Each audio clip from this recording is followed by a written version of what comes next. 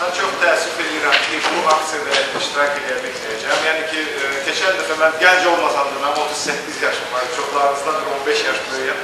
Amma keçən dəfə bu aksiyanı görəndə kənarda dura bilmədim və qoşuldum bu aksiyaya.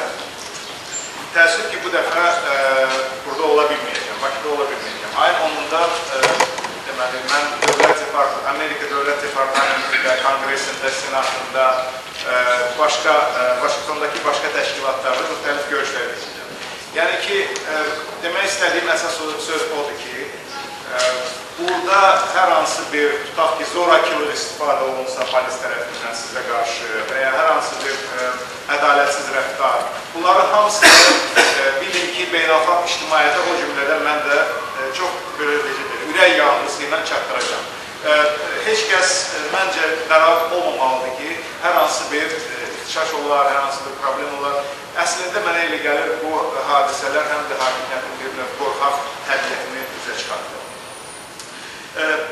Facebookdakı bəzi müzakirələri izlədim və mən təəssüf ki, bütün tədbirə qala bilməyəcəm. Bir-iki qeydlərim var da.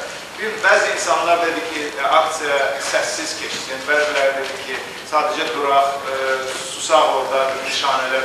Və fikir verin, yəqin ki, sizdə trenerlər var burada və trenerlər sizə izah edir onu.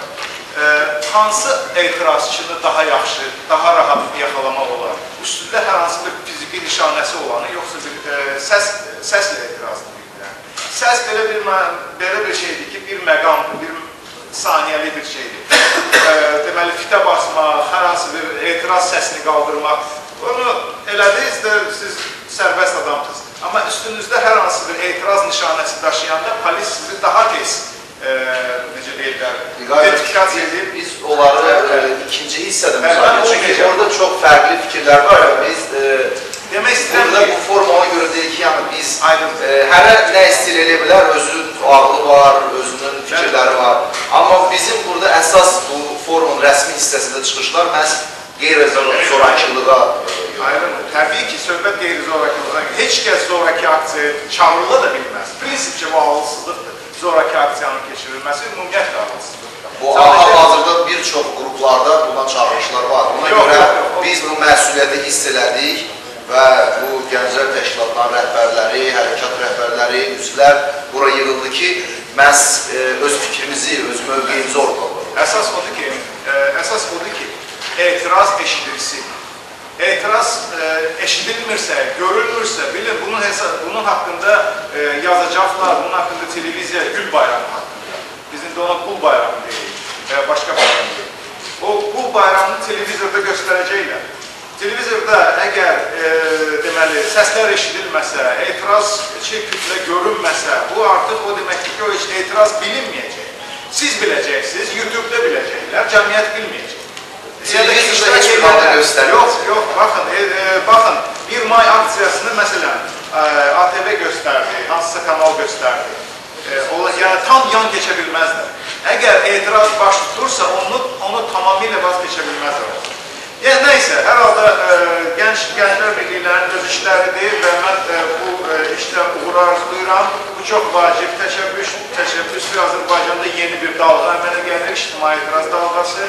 Əvvəllərdə olmalıydı, təbii ki, tək bu ilə başlamamalıydı. Belə etirazlar hələ keçən il 28 mayda yadınızdadırsa salut olmadı, 15 mayda salut oldu. Dirçəliş günündə, hələ onda Azərbaycan tarixinə, gerçəkliyinə bir hörmətsizlik idi. İlham Əliyev 15 sentyabrda Türk ordusunun memorialına getmədi, buradan Moskvaya getdi, 90 illiyində Türk ordusunun Bakını azad edən vaxtı. Yəni ki, hələ 2004-cü ildə müstəqillik günündə Moskvaya gedib, mən ya Moskviç deyəndə bu etirazlar olmalıydı təbii ki. Amma hər halda gec də olsa bu var və mən düşünürəm ki, Azərbaycan gəncliyi, bu indiki nəsil öz üzərinə böyük məsuliyyət götürür.